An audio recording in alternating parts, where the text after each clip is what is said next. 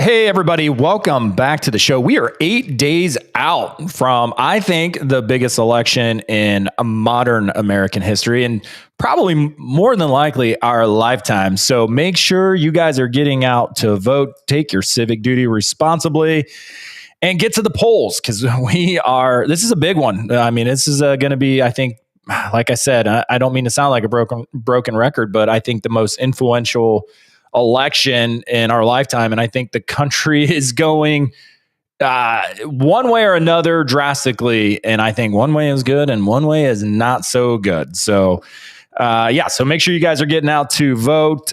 Today, guys, I want to talk about the Joe Rogan podcast, the interview with Trump. I talked about it last Friday on the episode. And I kind of gave you my thoughts on where I thought it was going to go. And I may have been dead wrong on that. So I'm going to talk about that. I think I was wrong. I'm not 100%. But if you guys remember last week's episode, I'm pretty sure I got it wrong. So we'll talk about that. I also want to talk about the new wrinkle to the show. We're actually throwing that wrinkle in today. So we're going to talk a little bit about that on today's show. And then also last week on Friday's episode, I was talking about Trump's rise in the polls. It got posted out on social media. All of the clips get posted out on social media. But, 150,000 views and comments later, a lot of people were fired up. It seemed like a lot of liberals were losing their mind because I said Trump was actually rising in the polls. And he is. So what do the most recent polls show us? What do we know about him? And how is that going to affect the outcome of this election coming up here in just 8 days? So that is what we are talking about today. And if you're here with us, thank you. Make sure to be interactive. Make sure to put your comments out there, ask your questions, anything you want to do. We appreciate you guys that show up to this live. But before we get into all that, guys, We the Puppets, the book has officially launched. It launched last Friday. And you guys are amazing because you guys immediately push it up to the #1 new release in political leadership, even beating out a book about Kamala Harris's achievements as vice president. A book like, what achievements does Kamala Harris have as vice president of the United States? I don't know, but made me smile when I saw that you guys, thanks to your support, push my book up above that book, which I think is a more important book to read than Kamala's achievements as vice president. Because as we all know, she has none. And you know what? I'm going to leave it on the screen here for a second. For those of you listening to the podcast, you're not going to see this, and I apologize.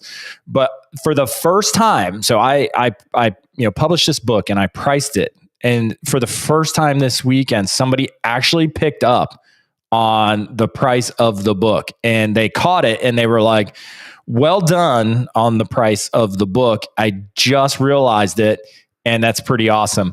But if you pay attention, the price of the book is $17.76, and kudos to the person that picked up on that. There's a reason why the price of the book is $17.76, and I will let you guys figure that out by picking up your own copy. So there's a couple ways you can get your hands on a copy of We the Puppets, the audience for the best illusion ever performed.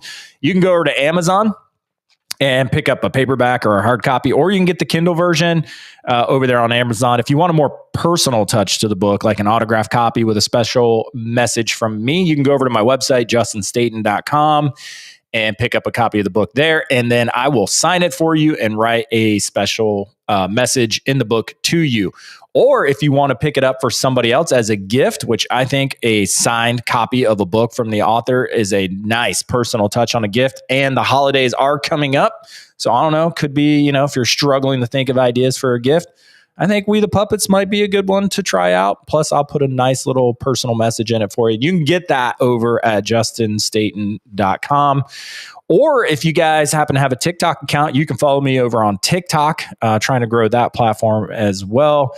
And just hit the link in on my profile there in TikTok. Sorry, like every other episode, I had to cough real quick, so I had to mute the microphone. But yes, if you guys are over on TikTok, give me a follow. But there is a link in my profile, and you can buy from the TikTok shop. And every book that gets sold through the TikTok shop also gets signed by me. I sign every single one of them. I promise you guys, I didn't print the books that way. So if you're over on TikTok, give me a follow, and you can hit the link there and also get a signed copy. Also, guys, make sure that if you're listening to this over on Apple or Spotify, take 30 seconds, just pause, hit the pause button right now. And because I see you guys listening, I see the downloads, but I'm not seeing the follows. I'm not seeing the subscriptions and the reviews and the comments. So please, please, please, if you're listening to this over on Spotify or Apple, just pause it for 30 seconds, give me a rating and review. That helps move the show up in the algorithm and helps people find the show in a more organic way. And it would mean the world to me. So please, if you're listening to it, leave that rating and review.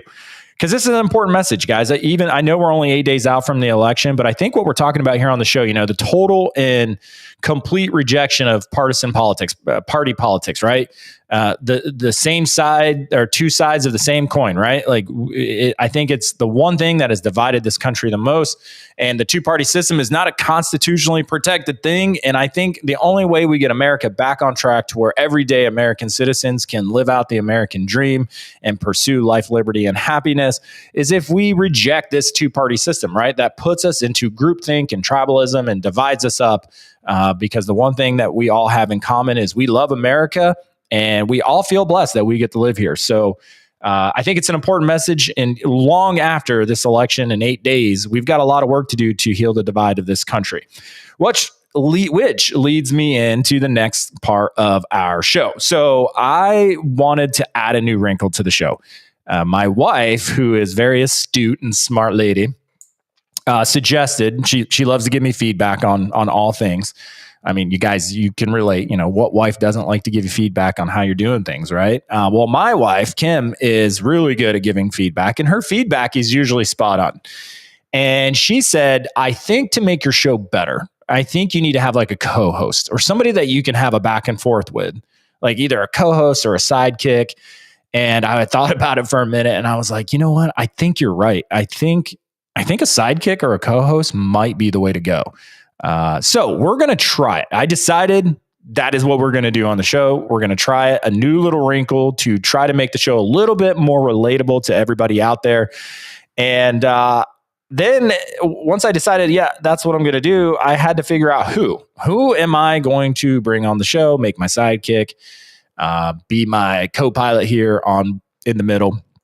And I had a lot of people initially come to mind. And I thought, I really need to bring a different perspective. Because part of the generation that I'm trying to reach with this message is the younger generation. It's the Gen Zers, right? It's the I think going to be the generation that fixes most of the divide here in the country and actually gets it right? Gets us back to our roots of constitutional governance and making sure that we're following the Constitution and really understanding the Constitution. And the other reason is because what I've noticed with the Gen Z crowd is they're able to see through the bullshit. Like they are able to see through the constant bombardment of propaganda. I think because they grew up online, right? That they are able, they've seen all the bull crap and they know what's real and what's fake, right? Because that's the world they grew up in, is people being either very authentically real online through YouTube videos or whatever, or authentically fake. And they are seeing through the noise, I think, better than any generation before them. And I think that's a big reason why they will, lead this country and do so well. And I have a lot of hope and faith in this generation. And so I thought, not only would it be good to get the perspective, if I'm going to have a sidekick or a co-host on the show, I think the perspective of somebody young in that Gen Z category, but also a female's perspective, right? So because I'm already a male, I'm an older millennial. Unfortunately, I believe I'm Gen X, but I'm an older millennial, right? Because I was born in 1981. But I was like, if I'm going to bring a Gen Zer on, I think it should be from the female perspective. And my wife was like, well, why don't you ask Alice? And so for you guys who don't know any of the context of my business life and all of that, Alice is somebody who's already on my team. She's 23. She graduated from college recently, last spring. And she came onto my team to help manage the real estate assets in the portfolio. And she blew me away as far as what the Gen Z generation is capable of. And, she is one of the people that really started to change my mind on Gen Z and because, every generation thinks they're the best generation, right? And I don't know, millennials, sorry guys, I love you, but I don't think we're the best generation. I think we've gotten a lot of things wrong. Gen X, sorry, I love you guys, but I don't think you're the best generation either. I think we've been average at best. And I think Gen Z, and a lot of you may disagree. Let me know in the comments what you guys think here. But I believe Gen Z is going to be one of the greater generations in American history. I believe in them. Alice was a big part in changing my belief in them. And so I wanted to bring her on and I wanted to add her to the wrinkle. So without further ado, my new sidekick, Alice. What's going on, Alice? Welcome to In the Middle. Hello. Thank you so much for having me. I am super excited to be here. Yeah. Yeah. So it's funny because when I called you, I was like, okay, well, Kim was like, I think it should be Alice. And I was like, I think you might be right because she's Gen Z. She's a female. She'll bring that perspective. But I was a little reluctant to call you because, just for context for the audience, like when you came onto the team, I pretty much dumped a lot of stuff on your plate and said, hey, I need you to do all this stuff. And so I was a little reluctant to be like, hey, one more thing. Do you also want to come on and do the podcast with me? But when I called you, you were like surprisingly like, yeah, let's do it. And you like jumped right in. You were like, yeah, I'm in. And so out of curiosity, why? Like, why were you like, yeah, I'll do it. Let's go. Yeah, no.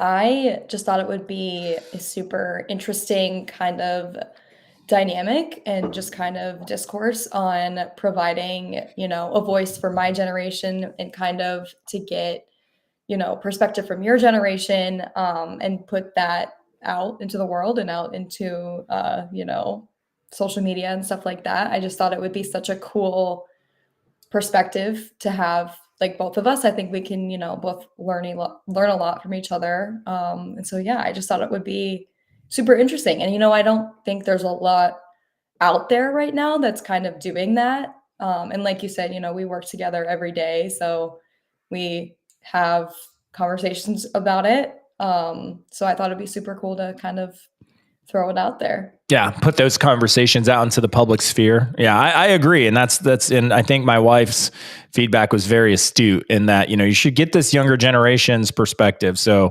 I think it's going to be great, and I'm glad that you're here, and hopefully everybody else thinks so as well. But it begs the question now, like now that you're going to be the sidekick and kind of the co-host of In the Middle, right? It begs the question. What do you even think about politics? What does Gen Z even think about politics and the political atmosphere that we currently find ourselves in right now? Yeah, so I think it's been very interesting. Like my generation kind of grew up on social media, and now that I think social media has like a huge play in politics because like I like what you said earlier about how um we can kind of see through things that people have posted, and like we learn how to kind of fact check and kind of just be able to provide like our own opinions for individual people. um and I just think it's super interesting to learn new things and see about what other people think too. Um, So and personally, did you grow up like and like learn like being fascinated by politics or was it just kind of like out of sight, out of mind for you growing up? And do you think that's the case for most like Gen Z? growing up, it was definitely more out of sight, out of mind. And I don't think um, that's super specific to Gen Z. I think that was just the way that I grew up. Just because like I consider myself more, independent, like independent party. Like, not in the two-party system. But I Do don't you know. think that independence is because you like what? I guess it's two questions that I have is One, do you think that is the case for most Gen Zs where they find themselves being more independent and not subscribing to either political party? That's number one. And then number two, is that because you guys like see the division and you're a generation that's kind of more like, yeah, like there's nothing to really be divided about, or like, I don't know, like what is it? I definitely think I can think it's kind of both. Like I definitely think that at least I grew up and I know that I've had conversations with my close friends about it, about how, we don't necessarily lean one like super far one way or the other way just because of, it's hard to back a political party when you don't, you know, necessarily agree with everything. And you know, I think we see that. And I think that has been a huge play in my generation and a lot of things that my friends and I have talked about. And, people in my like graduating class, for example, or like, you're above me or below me, like we've seen the divide and we've seen that, you don't necessarily have to, back one party full send. Right. um, so yeah. Yeah, totally makes sense. And it's always been a curiosity of mine because, you don't, with that generation gap, it's not like, like people in my generation, I'm 43. We don't like make it a point to go hang out with 20 somethings, and 20 somethings as a general rule, don't make it a point to go hang out with, 30 somethings, 40 somethings, 50 somethings. Like, but all of us 40 and 50-year-olds remember what it was like to be in our 20 something bubble, right? Where we were only hanging out with 20 somethings.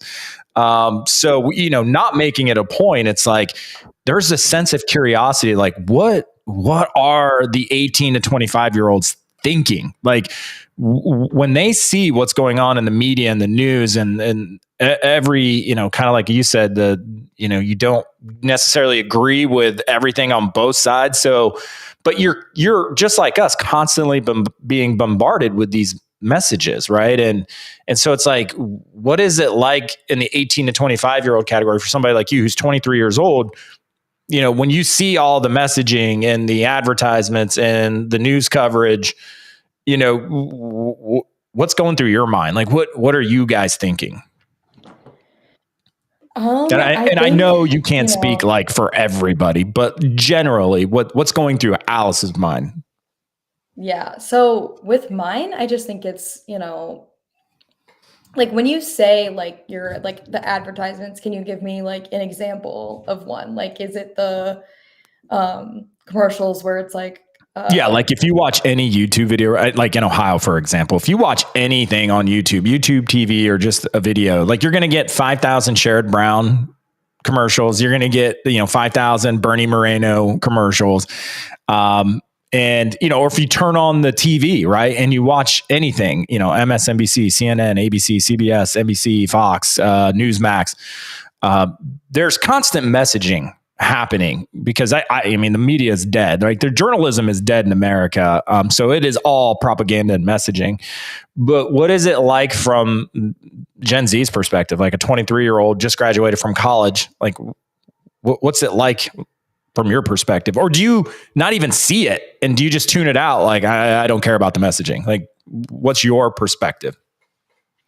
yeah, no, I definitely see it. That's funny you mentioned, Sherrod Brown and Bernie Moreno, because those are the two that came to mind immediately when you said that, because that's the one that I think at least I see the most because it's Right. literally everywhere. Everywhere. Um, and I don't want to say that I necessarily tune it out, but it's definitely, I like, it's not really something that I think works anymore because it's just, especially for, people my age, like it just doesn't work anymore. And I think that is, as simple as it can be. Like it's not gonna sway you one way or another because those, have been, I just think the aggressive nature of saying like, oh,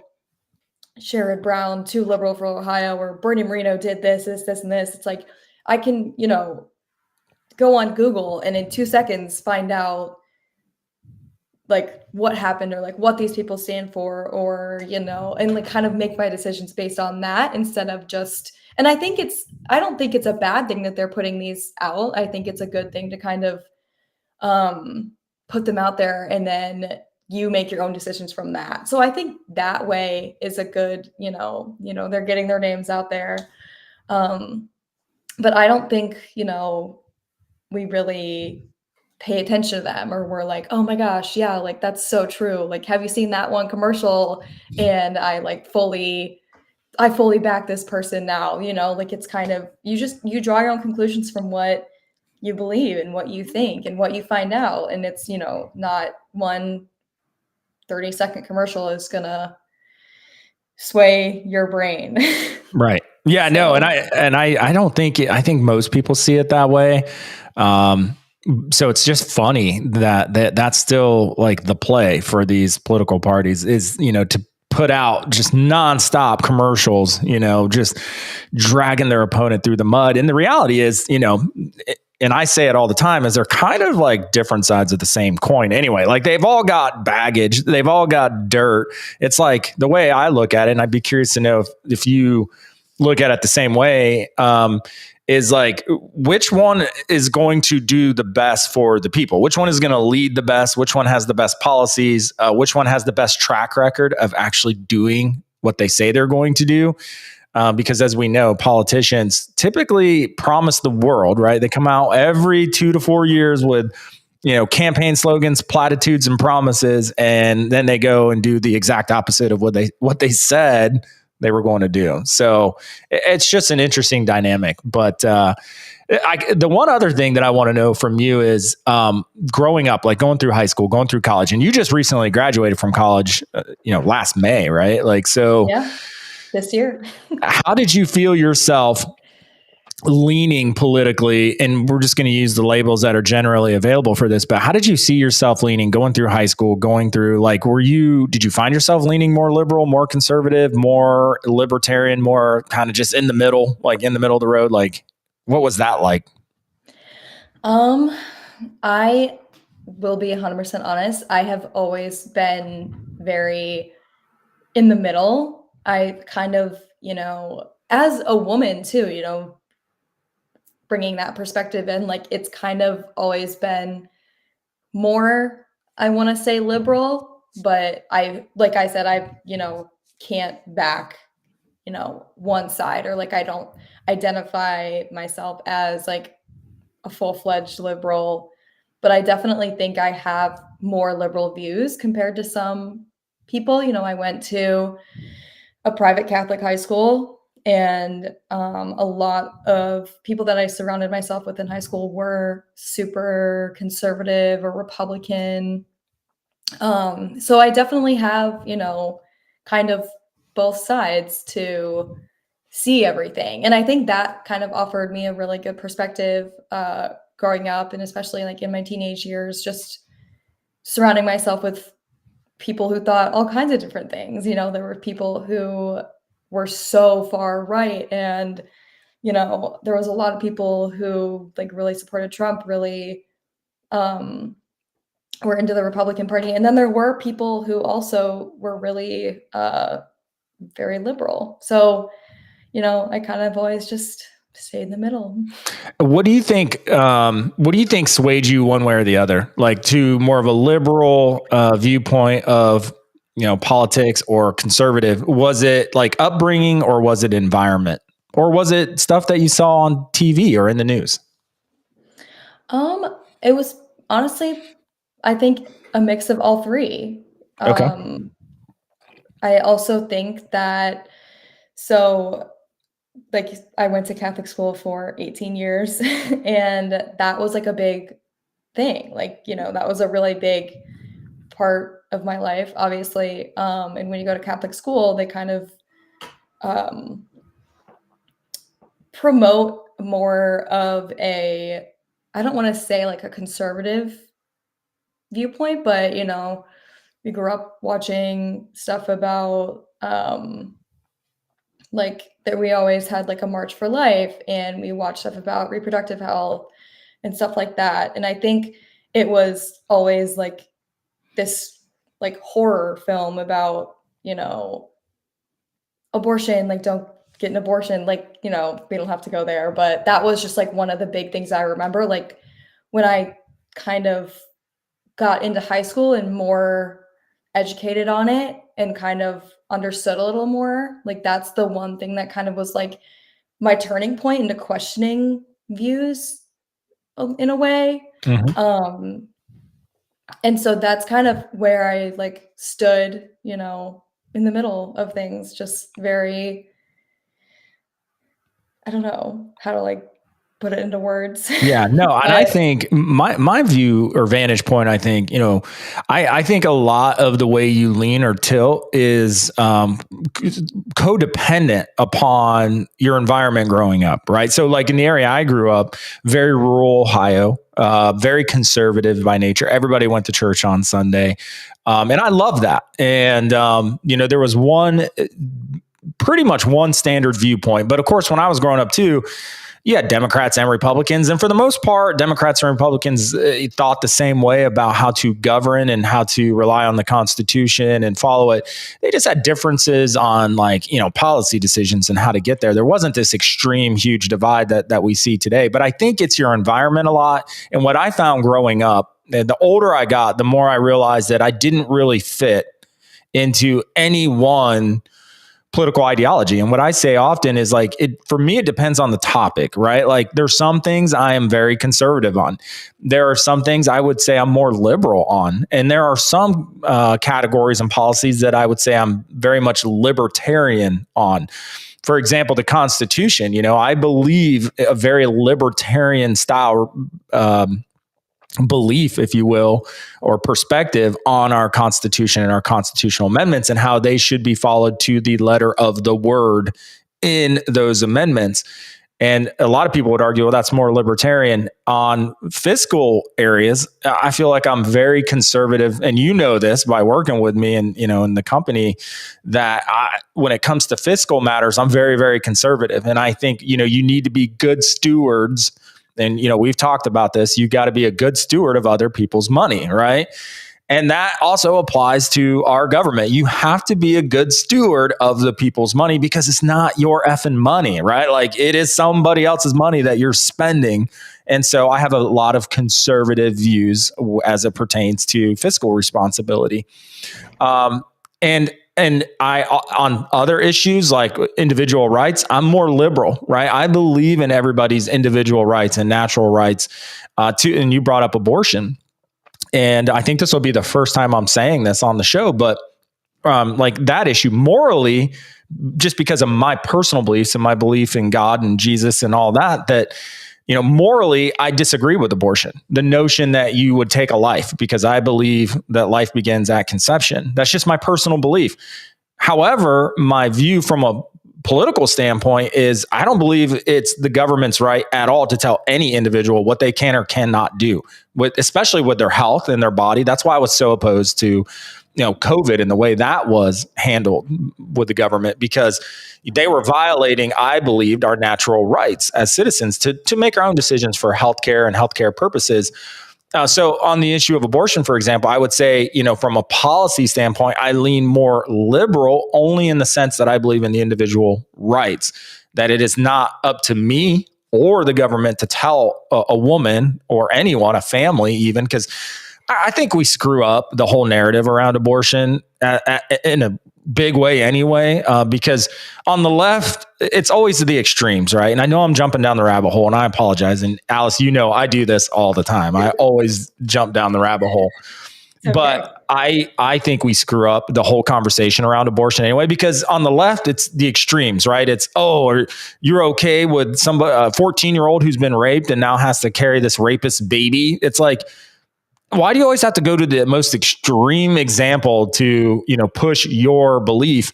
I think that's crazy. And then on the right, they're like, oh, you're murdering babies and, it's a murder factory. And the rhetoric is so hot and so heated and so almost absurd that it's like, there are examples of, yes, somebody young was raped, and due to that rape conceived a child.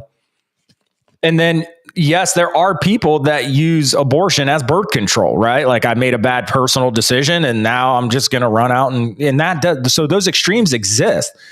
But then there's all the things in the middle where it's like, and why can't we just talk about that? Like, and that's why I do the show and named it In the Middle, because so many of our policies are so divisive due, I believe, to our, two-party system and everybody getting into groupthink and tribalism, right? And it's groupthink and tribalism that create this divide, this wide divide of, oh, it's either, you are okay with 14-year-olds being raped and having to carry a baby to term, or, oh no, you're baby murderers, right? And it's like, no, the vast majority of cases fall somewhere in the middle, right? Yes, those extremes do happen. I'm not saying they don't happen, because they do, and they're unfortunate on both ends. But the vast majority of these cases are, it's complications to either the pregnancy or the mother's health. And and some of these decisions are made by families, right? Like, for whatever reason, they made that decision that maybe for the quality of life for the child might not be good. And I know very personal examples of this that affected my own life and the lives of people that I love, who had very, very difficult family decisions to make. And sometimes aborting a pregnancy is made within a family unit because of all kinds of extenuating circumstances. And it could be, maybe that baby, there was a birth defect found, in ultrasound, and the quality of that baby's life is not going to be good. And maybe that family had to make the most difficult decision they're ever going to make in their life, and then you got the extremes out here, like beating their drum with the extremist views. And it's like, and it's extreme on both sides. Like, I don't care. And if you disagree, leave a comment, but you're extreme on both sides. And it drives me crazy, because the real world isn't 100% extreme all the time. Sometimes it's just difficult family decisions. So anyway, that's my rabbit hole talk to say, I think, it just, how you end up thinking is a lot based on your environment. But I think the more you grow and the more you learn, the more you find yourself, looking at all sides of an issue or an angle. What do you think? Do you think I'm like way off on that, or like, what are your thoughts from a Gen Z perspective?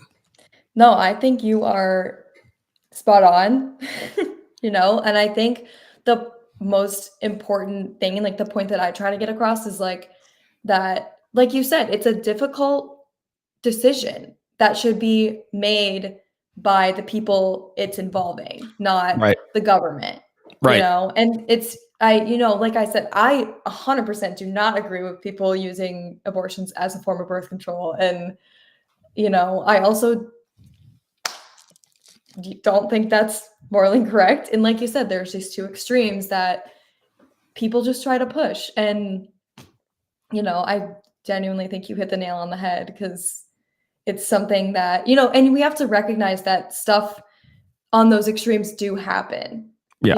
and, like you said, I think that it's important that it's available when it needs to be. And it's not something that's so accessible to the point where, like, you just, can't, I don't want to say own up to your mistake, but it's a very sensitive topic, and it's sensitive for everybody involved. And it's, it shouldn't be something that's just written off right away. And it's not something that should just be readily available. Yeah. So yeah, I agree. And I think, through the course of the show, now having you on, I think this is a topic we're probably going to dive into. We're going to get in, because we could literally do, 10 episodes on all the angles of any issue, to include abortion. And I don't want to get too deep into it today, but yeah, you know how it goes. Sometimes we just get down the rabbit hole, but I do want welcome. I'm glad that you're here. I do want to move on and get to the next topics of the topics of the show, but I'm happy to have you here. I'm glad you're here. I think it'll bring a good perspective of Gen Z. And if you're Gen Z out there, tune into the show. Tell us what you think. Leave your comments, leave your feedback and your reviews. And if you're catching us on any of the social media channels, drop a comment. Let us know what you think representing Gen Z, because I think you guys are really going to make a difference as we move forward. But I want to get into this Joe Rogan interview with Donald Trump podcast, because I brought it up last week when it was announced that Joe Rogan invited Donald Trump onto the show. I talked about it on the last episode. And I said I didn't think it was going to be like this barn busting, I didn't think it was going to have like the effect they were hoping for, because I said, who's still undecided at this point? And I didn't think it was going to be like this groundbreaking groundswell of a thing that, would change the electorate at all. And I told you guys, I tell you guys all the time that if I'm wrong, I'm going to admit it. And guys, I was wrong. And I don't know. Let me see if I can pop this up a little bit bigger in here for those of you watching the live stream. I was wrong. I was completely 100% wrong on this. As of this morning, man, my coughs, Alice was coughing like prior to the show, like all the time. And I'm like, let's get it out now. Right now the show's going and I'm coughing and have to keep hitting the mute button. It's funny how that works. But I got mine out. You did. You're doing great. I haven't seen you mute your microphone one time, but I seem to not be able to get it out of my system. But so I was completely wrong, guys. As of this morning, the Joe Rogan interview of Donald Trump on YouTube alone has had 33 million views. 33 million, 437,000, over 437,000 comments on YouTube alone. I got it completely wrong. I think this was a monumental event, an interview, and I was 100% completely wrong about the Donald Trump interview and how much of an effect it would have on this election, because the feedback is in, guys. I saw it all weekend long on the social spheres. I saw the news talk about it, and I saw a few personal comments on it from people posting their perception of it. And here's where I think I got it wrong, and here's where I think this is going to be monumental. Because for the first time in this election cycle, the 2022 or 2020 election cycle, the 2016 election cycle, people got to see Donald Trump in a long form interview that was uncensored and unedited. They literally hit record and they recorded the whole episode. It was almost 3 hours long. And for the first time, the American people got to see Donald Trump uncensored, unedited, just in a long form video. And the feedback, guys, is in. And I am 100% confident at this point that it swayed votes and it changed people's mind on Donald Trump. One of the videos that I saw, and Alice, did you see the interview? Did you watch it on Joe Rogan? I did not. I don't typically keep up with Joe Rogan, but I will definitely watch it after we're done here. Yeah. So, and I wondered, is this, from your guys' perspective, how many Gen Zers are going to watch it? And it's good to know. But here's some of the feedback I saw online this weekend. One person posted, a lady posted that she was an independent. She was kind of in the middle of everything, and she was leaning against voting for Donald Trump. But then she watched the interview with Joe Rogan, and her feedback was, this is the first time that I actually got to see him long form. And one thing that I realized about him, because there's a lot of talk in the media about how he rambles and talks around points and blah, blah, blah, blah, blah. And she said, I realized for the first time watching this interview on Joe Rogan's podcast that Donald Trump just talks like from an era long ago. Like he just has an old school way of conversation, and the way that his mannerisms and the word choices and the way he delivers his conversation is very old school New York, just very old school. And she said it reminded me of my grandfather, right? Like it reminded me of the way my grandpa talked, just very, deliberate, and, even the word choices, and he's not some bumbling, rambling idiot fool. He's actually very, very articulate, and he's caring. Like, you can see that he genuinely cares about the American people. And she said, after watching this interview on Joe Rogan's podcast, I am now voting for Donald Trump. And I saw lots of this over the weekend on all of the social spheres, whether it was, Facebook, TikTok, YouTube, mainly on TikTok. But guys, I think I got it completely wrong. I completely underestimated it. And I think that this will be, the new format for campaigns moving forward. I mean, these guys are breaking the internet. Now, the only person that's getting more views right now on their videos is Mr. Beast, right? I mean, he gets like 100 million views, but he's getting everybody. He's getting, 8-year-olds all the way up to, 50-year-olds is watching Mr. Beast stuff. But the Joe Rogan interview is 33 million views. Now, to put that in perspective, CNN on an average month might get 3 million views across all viewers, across all shows, right? May get 3 million. I think last month was or the month before might have been a record month. And it was just north of 3 million views for the month. And in 2 days, this interview with Donald Trump got 33 million views. And I really think, guys, this is the new standard in journalism, is that if you want to really put yourself out there as a candidate in a campaign, you need to go on a long form interview format like Joe Rogan's podcast or this podcast. We'll bring you on. I know Donald Trump's not going to do this podcast. We don't have enough downloads yet. So get out and download the show, guys, because we want to get DJT. And I would even interview Kamala. I'd bring her on. And so did Joe Rogan. Joe Rogan actually extended the invitation to Kamala Harris's campaign, and they said, no, we're not going to do it. And I think that is a mistake. But I know why they said no. You guys know why Kamala Harris's campaign said no. And it's because she would literally implode in a 3-hour interview on Joe Rogan, where she doesn't get to have a script. The questions are not given to her in advance. She can't read from a teleprompter. She would quite literally implode in front of our very eyes on a 3-hour long interview. But I got it wrong. I literally said, hey, I just don't think this is going to be this monumental. Am I saying that word right, Alice? Monumental? Monumental. Monumental. Monumentous was not right. That's not a word. No, I digress. So monumental. I was like, this is not going to be some monumental interview thing. I don't think it's going to sway anybody's votes.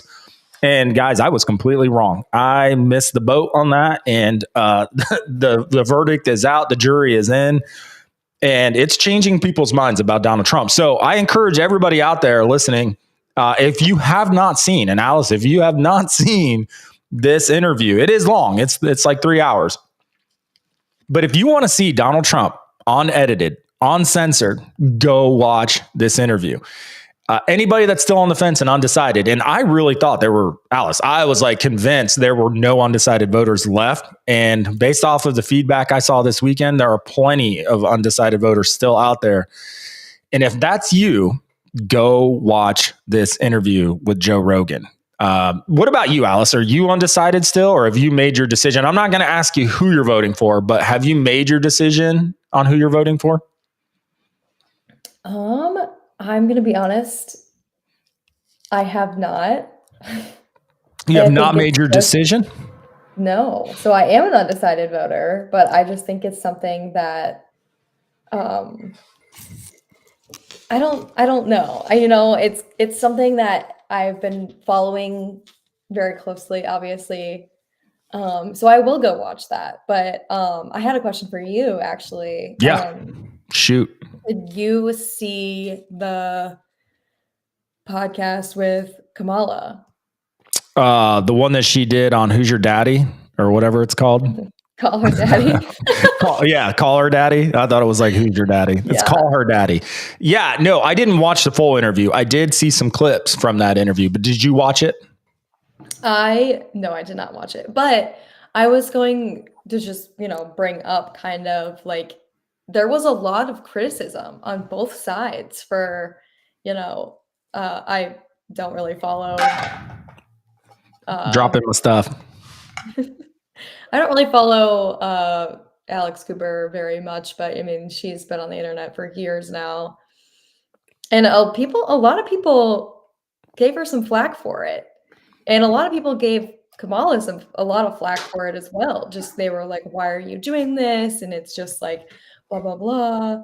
Like no, like, and I think, I think you are correct in saying that if you want to reach, especially Gen Z and an audience, you have to, I think podcasts that have a really large following are going to gain popularity. I mean, we've seen it, we talked about commercials previously about how those don't really um, reach people anymore. And I think the podcasts are kind of like what's super hot right now and what everybody's going to be listening to and, forming opinions of. So I don't know. I think it's just interesting because I haven't really seen a lot of criticism on the Joe Rogan or Donald Trump side yet. I mean, I will, go watch it. Oh yeah, and I'm sure it's out there. And I think, for the people that were providing criticism on the it's call you daddy. Is that what it's called? Her daddy. Call her daddy. I think the criticism was the format of that podcast is for those who have like moral compasses, I think that was the negative feedback was, why would you go on a podcast that's the typical format of that show is a little, it definitely tiptoes the edges of inappropriate for some and, just kind of immorally, done. It's raunchy. It's raunchy. Raunchy. Yeah, that's the perfect word for it. It's very raunchy. And I think that was the criticism of, you're putting yourself out there as wanting to be the first woman president. And that is, that is the image. That's the example that you're going to be to young women, is to go on a raunchy podcast that talks a lot about a lot of, sexual things that are raunchy and maybe even sexually deviant at times, right? Like, is that the image of the first woman president of the United States? And I don't know, that's just the feedback, but I mean, what do you think? Is it too raunchy? No, I think it's totally warranted. And I think it is a valid criticism, but at the same time, Alex Cooper's audience is probably 95% women. And I think that was, the target audience. And I think Joe Rogan's podcast is more targeted towards the male audience. I can't say I have many female friends who keep up with Joe Rogan, but yeah, no, and I would agree with that. Yeah. And so I think it's just like, but do we know how many views Kamala got over on, let me just look it up real quick. Do you know how many views she got over on, call her daddy, or what? Why can I not get the name? It's what's the host's name? Alex Cooper. Alex Cooper. I'm going to look this up. I want to see, how many downloads did that show get? Let me look here. Call her daddy. Okay. Alex. That's okay. Oh, well, Post Malone was recently on there. So let's see here. 716,000. 716,000 views is all they got. Versus 33 million. I mean, just if I'm like her campaign, I'm like, yeah, this bad move, bro. Bad move. I don't know. Because I think you're just narrowing down. Yes, I think you're right in the sense that the vast majority of her audience is women, right? And that's who you're going on the show to talk to, is women. But, I think it's such a narrow focus thing. And if I was her campaign manager, I would have probably been like, don't do it. Don't do it. Because, Trump already has the momentum, and a lot of people disagree with me on that. And if you're one of them that disagrees with me on that, tell me about it. Leave a comment down here on the video. But if with him having the momentum, if I was her campaign manager, I'd be saying, whatever he does, you need to do. So Trump went on Theo Von. Do you know who Theo Von is, the comedian? Yeah. Hilarious, right? So he went on Theo Von. He went on The Undertaker has a show. He went on what's the one guy's name, Jack Ryan or whatever his name is. old former Navy SEAL guy. And then he went on Rogan, like, if I was Harris, her campaign, I'd be like, whatever he does, you need to do, and you need to do it better. But I think that is the inherent problem with the Harris campaign is she's a horrible candidate. Like, she cannot hold her own on most platforms and in most environments, I believe. Yeah. I think, going back to what we talked about earlier, you got the dropsies today. Dude, I'm dropping everything over here. It's crazy. It's the cougar. It's yeah. Anyways, I think it goes back to like kind of seeing through things that we talked about earlier. It's kind of been a common theme today. But I think, Kamala's like her TikTok page, for example, she kind of had this like huge, they post up on TikTok where it's like very like Gen Z, like they were talking about stuff that had to do with like when Charlie XCX came out with their album, like it was they did a ton of stuff for that, or they'll make like TikToks about, just like modern trends. And I think it's very interesting because it's like, yeah, like that attracts to like Gen Z, but that's it. Like it doesn't provide what she's going to do for the country, for the nation. It's like, oh, haha, like funny TikTok, Kamala.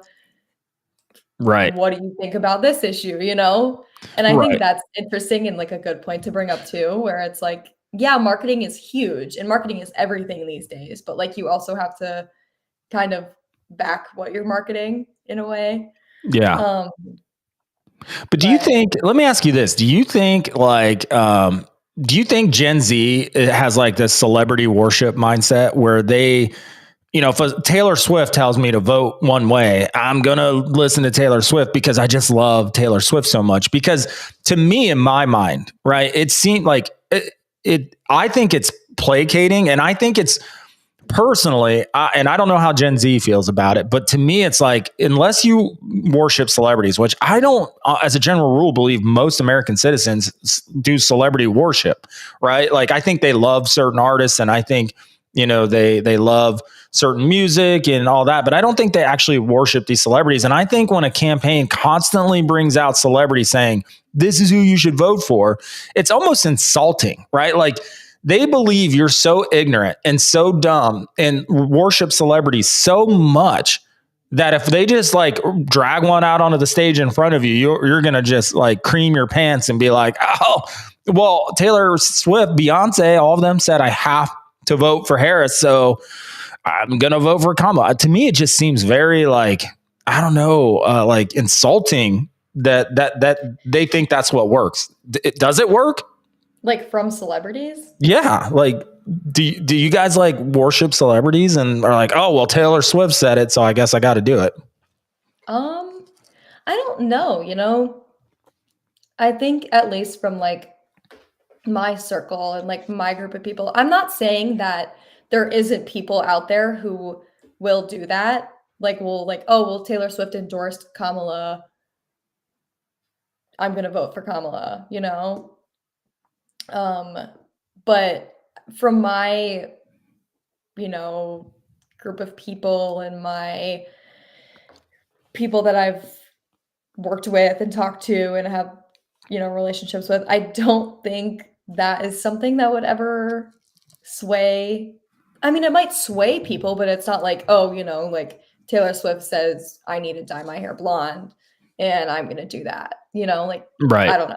But you don't find it insulting a little bit? I mean, because you made the point that, marketing is everything and they're bringing these celebrities out and, she's really pushing for that Gen Z vote. And it's like, I mean, is it not on any level insulting to Gen Z for a politician to be like, let me dangle out some celebrities in front of you because I think you're so dumb and so ignorant that you will just vote based off of what a celebrity tells you to do? Do you think that exists at all? I honestly don't think so. You don't think it's insulting at all? I don't think it's insulting, no, because I Really? think I like to look at it from, and this might just be me being naive, I like to look at it as like, oh, okay, this is like authenticity, you know? And I think this, I don't know if you heard about this, but I thought this was really interesting. Um, there's a singer named Chapel Roan. I don't know if you saw this or No, anything, no clue. but she has been like all the rage in like the pop music community for like a couple months now. And she came out and made like either like a TikTok video or her Instagram something, and she said like people were like, "Oh, like who are you backing for president?" And she came out and she was like, "I'm not backing any party at all. Like I don't." And then she was like, "I don't think that you can criticize the parties and you don't have to fully back one." And I, that's what I've said this whole time. I'll send you the stuff after, Yeah. but people got so incredibly upset with her. They were like, "I can't believe you. Like, why would you say this? Like, why aren't you like backing Kamala? Like, what?" And it was just like, it was a whole thing about how she didn't want to back a political party. And it was, people got really upset about it because, Yeah. yeah, Taylor Swift does back Kamala, and there's a ton of other celebrities who, back Kamala's campaign. And I think it's super interesting that one like big female celebrity came out and said, and she's a pop artist. She's super liberal. She sings and talks about, that's her audience, is the people who Right. enjoy pop music, who are typically, I Right. don't know. What?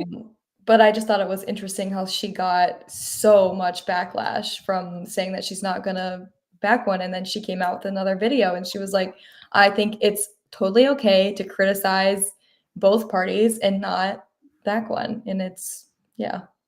Yeah. So, what I always thought like being an artist was like being a rebel, right? Like being an artist, like a musician or whatever, it's always like, being a rebel, like against the man and against the system and like being of the people and for the people. And to me, it just seems like, man, they're all sellouts now. Like if you're backing a political campaign, and, if you look at the Democrats' views on things, it's like, they want more government. They want more systems in place. And, to me, it's like, that's such a contradiction. If you're an artist, I'm a rebel. I think now being a rebel is, when I was growing up, being a rebel was bucking the man, right? Like it was bucking the system. It was not conformity.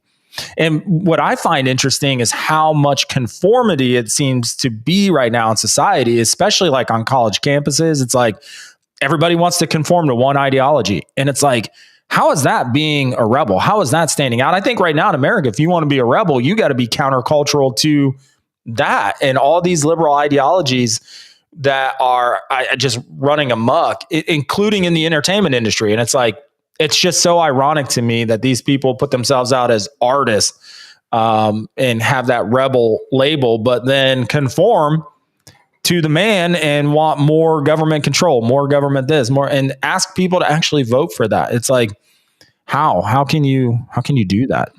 Yeah, I think that's very fair. Well, I want to get on to the polls because I brought this up in last week's episode, and literally 150,000 views and I don't know, 200, 500, 600 comments later online. I even had some liberals lose their minds because I said Trump's rising in the polls. And I'm not saying it's going to be a red wave. I'm not saying that. I will not say that. But I think this, based off of where the polls are going, the broader point I'm trying to make is that I think this could be an electoral blowout, right? That's such a hard word to say. Like, man, we need an electoral. Yeah, I can't always enunciate all my words, but I think it's going to be potentially a blowout. And there's a reason why I said that. Now, before I get into that, though, you said something a minute ago. You said you're still an undecided voter. And my question to you is why are you still undecided? And what do you think is ultimately going to make your decision on who you're voting for in 8 days? Oh, I think I'm undecided because I'm still not. I don't think I can make a decision based off of everything that I know, like right this second, you know. And I think it kind of snuck up on me that it's Yeah, it now in does eight that. days. Yeah. Um, I don't, and I honestly like I can't give you a straight answer on like what I think would make me sway one way or another at this point. I also kind of dabbled with the idea of not voting this year because Wrong answer. You can not vote. I know, but I will I give you the think day off of work to vote. Like it's a day off. You just your only priority on November 5th is to go and vote. Drive back to Cleveland and vote. I can't do that on the 5th, but What? Why can't you do it on the 5th? you know why I can't do it on the 5th. Oh, well, we can make an exception for this month. I know what you Okay. have to do on the 5th of every month. So, for those of you who, don't know or didn't pick it up at the top of the hour, Alice manages the real estate portfolio. So there is a very specific task on the 5th of every month that she needs to do. So, but we can make an exception to the rule this month because I think you do need to get out and vote. And the other question that I would have for you, being an undecided voter, and I promise this isn't a gotcha question, but do you believe in democracy? Yes or no?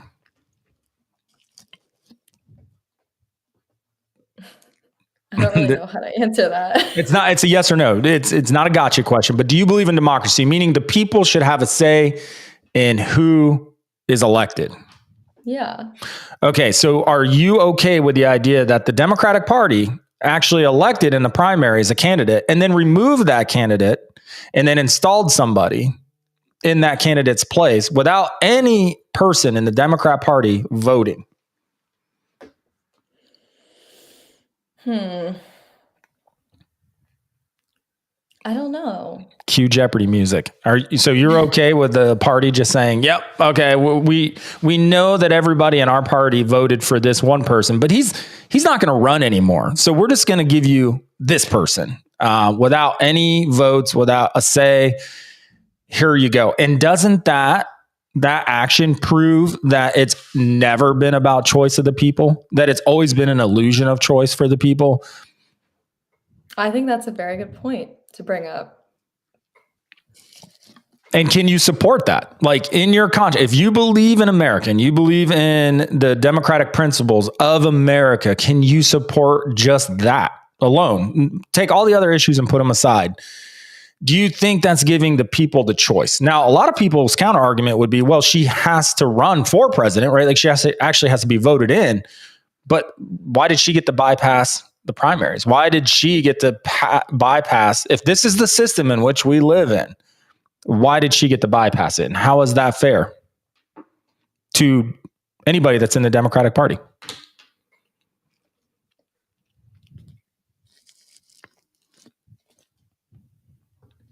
I don't know. All right. I'm just like, my simmer. gears are turning. I'm simmer on that. And then here's my other question for you. What do you think is the biggest issue right now facing America? Like, do you think the number one issue in America right now is abortion or women's reproductive rights, which everybody still has? It's not been taken away from anybody. I cannot find a single place where women's rights have been taken from them. Everybody's blaming Roe v. Wade and the Dobbs decision that, eliminated Roe v. Wade, but it just got sent back to the states. It didn't ban abortion. It didn't, take away anybody's rights. But do you think it's the number one issue in this election is abortion? Do you think it's the economy? Do you think it's foreign policy? Because, now we've got a battle conflict going on in the Middle East. We got a war in Ukraine. We've got North Korea just announced that they're sending troops to fight in Ukraine. So that war could start getting bigger and bigger, right? So what do you think right now is the number one issue in this election?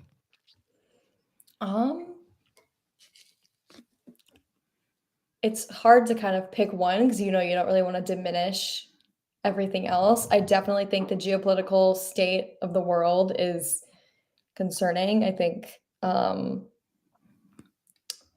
the With that economy. concern, do you remember, and you were, I think, in college, or you might have still been finishing up high school.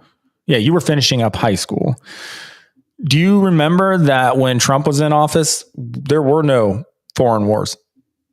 There was no conflict in Ukraine. There was no conflict in the Middle East. Actually, his administration signed a peace agreement between Palestine and Israel. We moved the embassy to Jerusalem. I mean, there were none of these broad geopolitical conflicts going on in his first term. Do you remember that? I don't know, because you were in high school then. I don't, and I'm not asking like as a gotcha, but do you like remember back to those times and think, oh yeah, we didn't really have any conflicts going on around the globe? I do. I mean, I can say that I do remember that, especially because, in like I said, in high school, I went to a very, uh, I went to a private Catholic high school that was very conservative. So there was definitely conversation going on around me at that time, about the state of the world, and And you don't feel like any of that is playing a role in your decision making for this election? no, I think it definitely will, but also at the same time, like I said, right now, I don't think I have all of the tools to make a decision. And that's very ignorant on my part. Like I will fully admit that. Um, So, what do you think you could do, or people like you in your situation, fellow Gen Zers, or even if you're millennial or Gen X and you are thinking just like Alice is right now? Alice, what do you think you could do over the next 8 days? And what will you do over the next 8 days to try to come to a conclusion on this?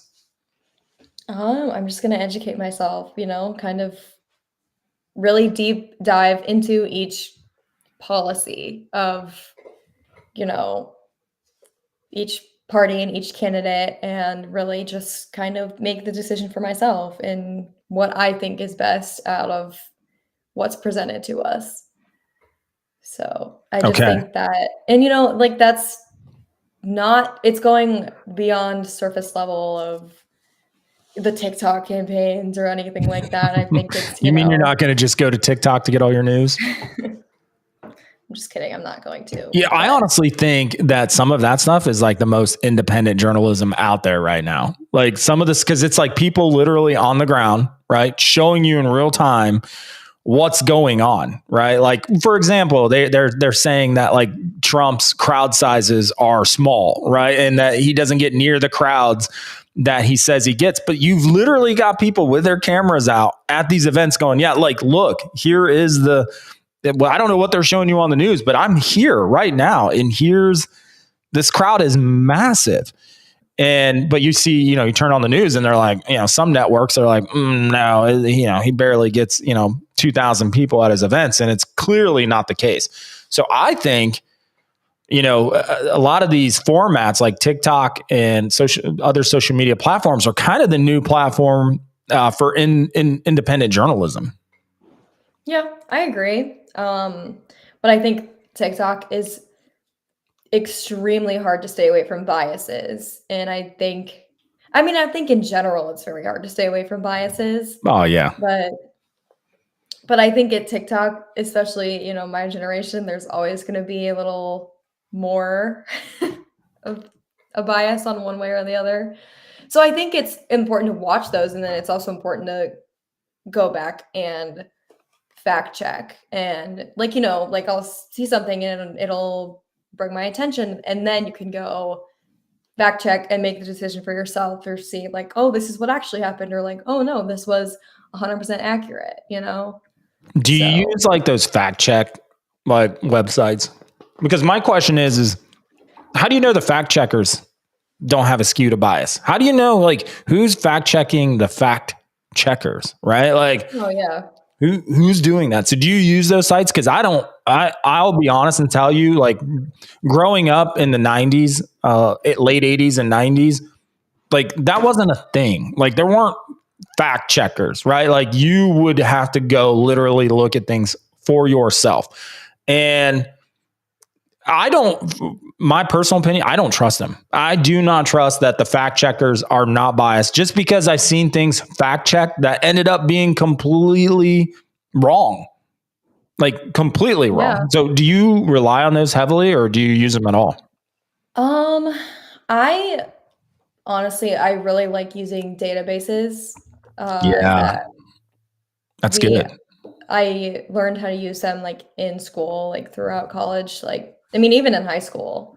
But that is something that's if I, like, really need to fact check something, then that's what I'll do. But it's also I think it's also, if I read something and I'm not sure if it's biased, then I can kind of just look at it with my perspective of, like, being more, independent and make my own decision whoa, decision from that. Um, so it's not something that I do with, like, every little thing, but it's definitely something where it's like I do like to make sure, I Well, guess. you go out and you research your databases. And I think that's good. Like go to the source. Like, and I tell people this all the Yeah, time. If you want to research a topic, don't turn off MSNBC, turn off CNN, turn off Fox, turn it all off and go to the source. Like go look up the legislation, right? Go look up yeah, the budget I bills. agree. Go look at the actual job numbers at the Department of Labor. Like go to the source. Stop allowing people to put their spin and skew on things. If you really want to be informed, go to the source. Which brings me up to the next topic of the show, because I made this comment last week about Trump's rise in the polls and how I think this could be an electoral blowout. And so I want to dive into that just a little bit because I had some people literally, and it was all people on the left who were all voting for Harris. That and of course, people who are voting for Trump are like, yeah, he's up in the polls, yada yada. But I had a lot of people ask, like, why are you not looking at the data? Like, where are you getting this from, et cetera, et cetera? And you just go to, a lot of people said Real Clear Politics, which I guess is a conservative leaning polling place. But that is not where I got the data from. And so I think I just want to clear this up and so that everybody listening understands why I'm saying what I'm saying. I got the data from 538. All right. And 538 is owned by ABC, which we all know from the last debate. ABC is not exactly non-partial to a candidate. They are clearly partial to Harris. They're clearly more liberal leaning organization. And I am taking the data directly from their website. And here is what has been happening over the last month. So from September so I'm gonna, and Alice, I don't know if you know much about this, but I'm kind of dive into why I think that Trump is leading significantly, especially in the swing states, right? Especially in these states that he has to win this election that he did not win in 2020. So one thing you guys got to do when you're looking at these polls is you have to go in and look at their methodologies, right? So at the end of every poll, if you go out to 538 or any of these polling sites and you pull up these polls, down at the bottom, there's typically a link that'll say data and methodology, right? And that is where you need to go to see how did they get the numbers for these polls. So my comments were based off of that very thing last week. Is I went in and I looked at the most recent polls that all show Trump with a slight lead. And a lot of people are saying, because they just don't want to commit to an outcome. They don't want to make the prediction. And this show is political commentary. So I'm going to make predictions because I'm not the news. I'm not bringing you guys news. That is not the point of this show, is to be a news channel. This is political commentary from the perspective of somebody who doesn't subscribe to party politics or partisan politics, who just sits in the middle, not centrist, right? Like I have opinions and very strong opinions on a lot of the topics that we cover on the show, but I'm not news. This is not a news show. This is commentary, right? So I'm going to give you my opinion of how I'm interpreting this data. Does that make sense to you, Alice? Yeah, no, it definitely does. Yeah. So after doing that, going and looking at the most recent polls, and a lot of people won't commit. They won't commit either way, saying, because everybody, if you turn on the news, they're saying it's a coin toss. It's a coin flip. It's going to come down to the wire. That's not what I'm reading in these polls. Okay. What I'm seeing in these polls is Trump being up by either a point, 2 points, or a point, half a point, or a tenth, or somewhere in that neighborhood in a lot of these areas, right? And here's why I'm able to say, when I jump into the methodology and the actual data of the demographics of the people who are polled, one thing is always inherently flawed in these polls, and that is, and always has been, and if you don't believe me, just go back and look at the polling data for 2020, 2016, all the way back to 2012, 2008, when Obama was in, all the way back to Bush, right? And what you'll notice is the inherent flaw in every single one of these polls is they overpolled Democrats every single time.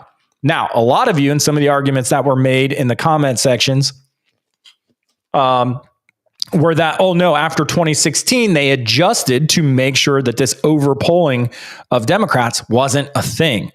And I'm telling you, it's still a thing.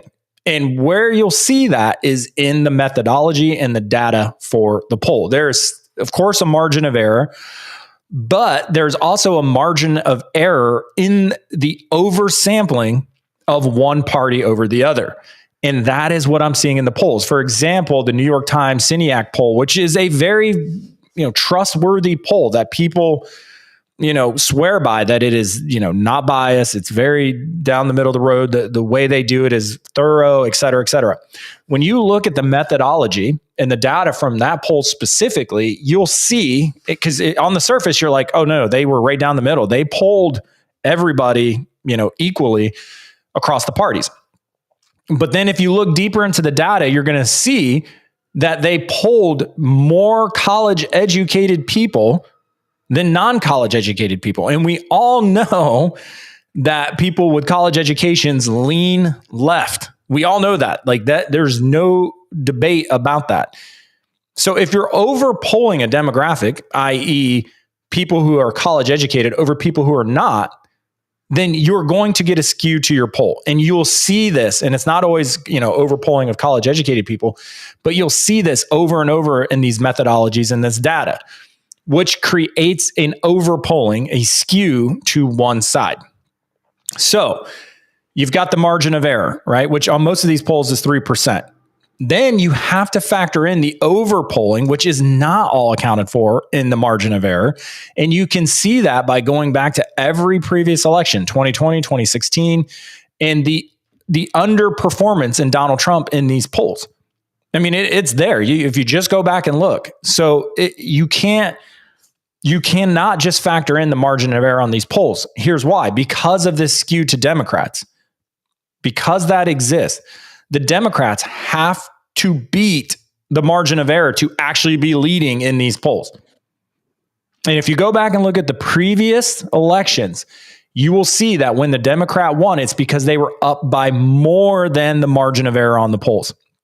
Going back all the way to the Bush era of presidential campaigns, every time the Democrat won, it was because they were beating the margin of error. And right now, Kamala Harris is not beating the margin of error. It's just not happening. So, for example, if she were to be up in any one of these swing states, she would have to be +3 or +4 at a minimum to win it. For example, the ones that Biden won, when it was all said and done, the national average, polling average for Biden was, +3. So it came down in a lot of the swing states, he was +7, +8, et cetera, et cetera, et cetera. So was Obama. So was Clinton, right? Actually, Clinton's polling average, I think at the end of the 2016 campaign was somewhere, and I'd have to go back and look, so don't quote me on this. And if you know it, just comment. But I think it was somewhere around like 4 or 3 or something like that. But she didn't end up getting it to the finish line because they overpolled Democrats and they underpolled people who were actually supporting Trump. And the other thing that I am still seeing in this data that I think was true in 2016 and 2020 is I think a lot of people, when they're called about these polls, they do not, if they're supporting Trump, they don't even want to tell the pollsters because there's still this aura around supporting Trump for whatever reason. I think a lot of it's gone away. You're seeing a lot of support for Donald Trump right now.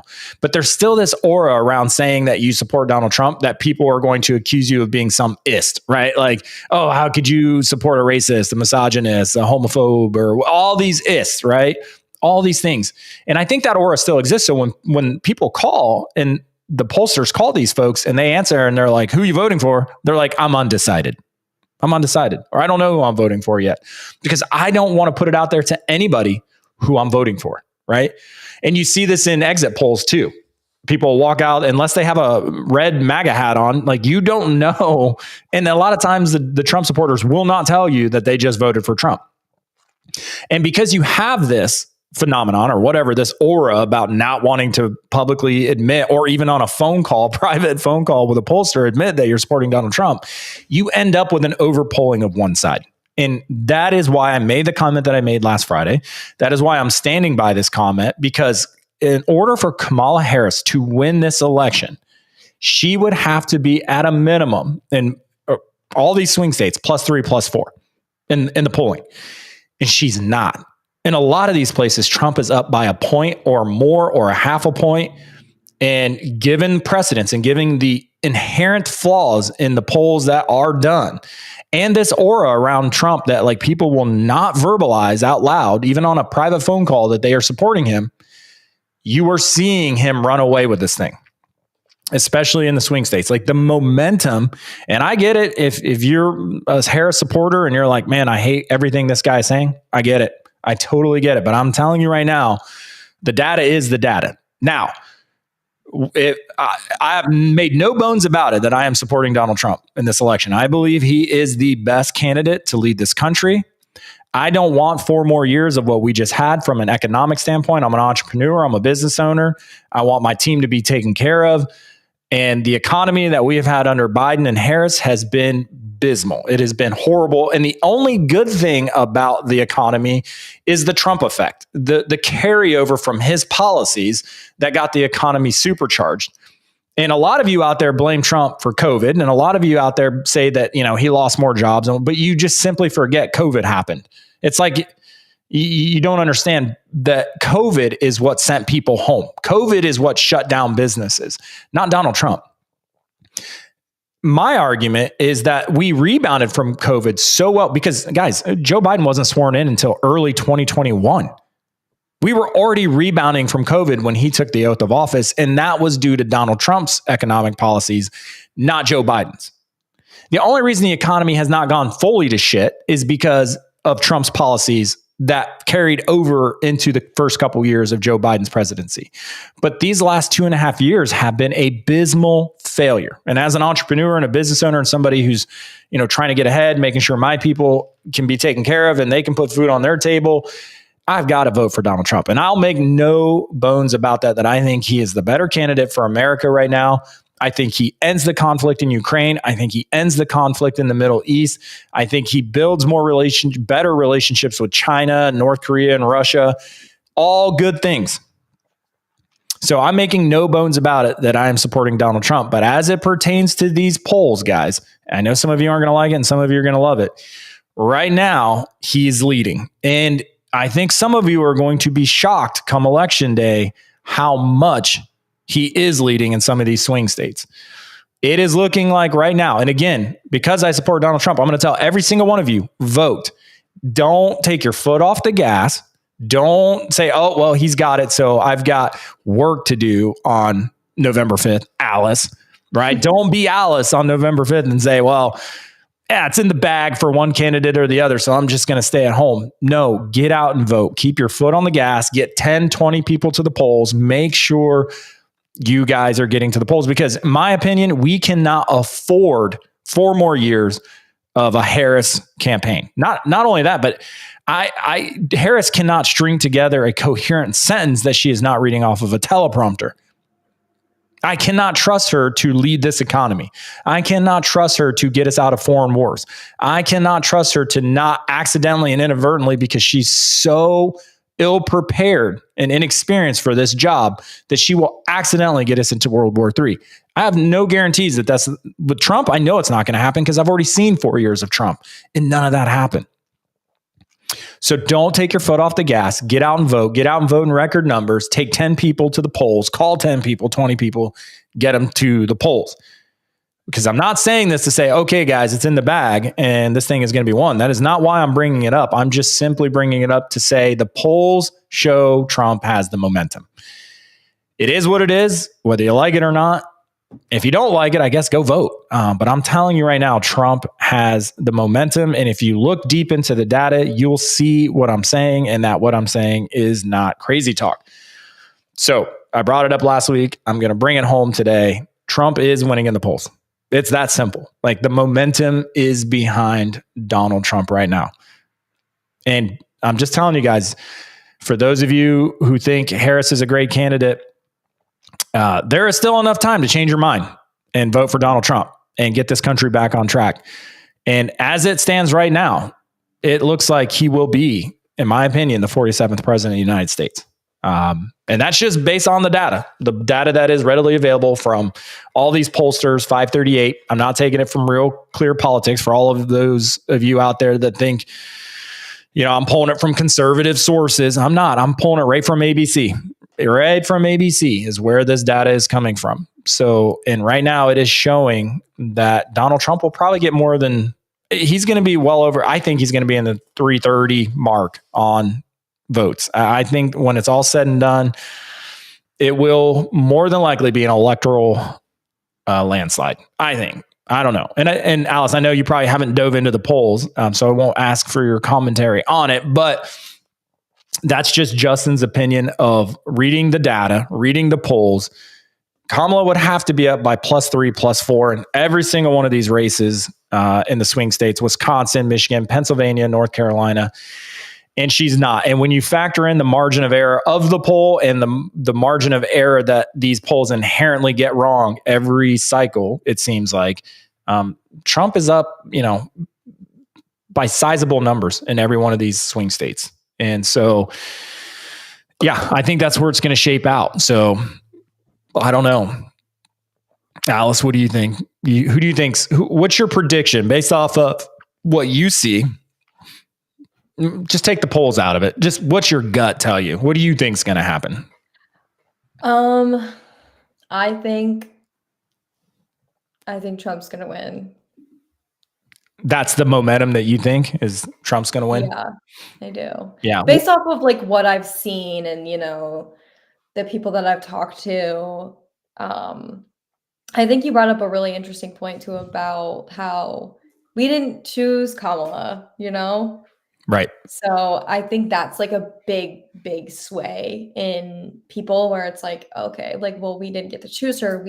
Not that we don't want her, but I don't know. I just think it's gone an interesting route. That's for sure. Yeah. So you just brought up something that now I want to know is, what do you think? You said based off of the conversations you're having, what are your friends thinking? Like the vast majority of your friends, like what is their sentiment, and who are they going to go pull that lever for on November 5th? I don't want to you don't have to dime anybody out. No, you don't have to mention names or anything. Just, generally, who are your circle of friends, the Gen Zers in your circle? Who are they supportive of at this point? I'm going to be honest with you. There's no consensus. Really? It's kind of split, huh? It's very split. Yeah. Everybody has different, not like opposing views.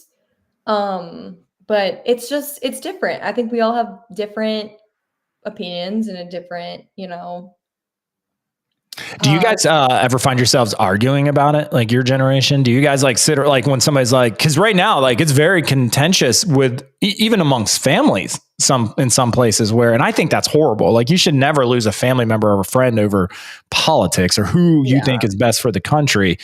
But do you guys ever find yourselves arguing about it? I support Trump. Oh no, I support Harris. And then there was an argument or are you guys just yeah, that's cool? No, yeah. I think, my immediate group that I'm mostly referring to right now, we have healthy, educated conversations about it. And I think that, I mean, and there definitely is some of them who sway more one way and others who sway more the other way. And then there's a couple of them who are kind of like me. And it's just kind of very in the middle and very independent and just have, it's find it difficult to back one party or one candidate for different reasons and some of the same reasons, like I think economic is one that we find ourselves talking about a lot, because it's, obviously a very big um, point in this election and has been for the past couple of years. But then there's also, you know, things like we don't necessarily agree with specific parties, but I don't know. But yeah, we all typically have very healthy conversations about it. Yeah, that's good. And I think that is an example that everybody can look for is, it's okay to have healthy conversations and debates. Hate does not have to factor into the equation because at the end of the day, we're all in this together. We're all got to share this country together. And I think that's a good example to live by. But that's it, guys. I think we're going to leave it there for today. Alice, I look forward to having you here on the show. Hopefully you guys leave your feedback in your comments. Do you like the idea of having a Gen Z sidekick here? I do, but I'll throw it to you guys. You let me know what you think.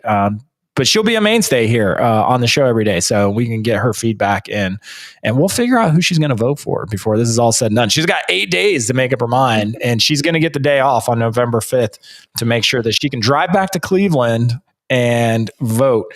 But that's it, guys. I'm going to leave it here. So as a reminder, if you're listening to this on Apple Podcasts or Spotify, please take 5 seconds to leave a rating or review. It will help push it up in the algorithm so that more people can find the show. It would mean the world to both me and Alice now, right? Yes. And make sure, guys, go out and pick up a copy of my new book, We the Puppets, The Audience for the Best Illusion Ever Performed. It is a good read. You can literally sit down and read it in a weekend, I promise. And I think if you're undecided, maybe pick up We the Puppets and give it a read. And it's not a nonpartisan book. Okay. I'm just going to say I didn't write it for Republicans or for Democrats or liberals or conservatives. I wrote it for the American people. So make sure to go out to Amazon and pick up a copy of the book. It would mean the world to me. And if you do, make sure to leave a rating and review for that as well. All right, guys, that is it for today. I appreciate you guys stopping by and giving it a listen. So until next time, guys, as always, do you know the tagline yet, Alice? Because sometimes you may have to say it.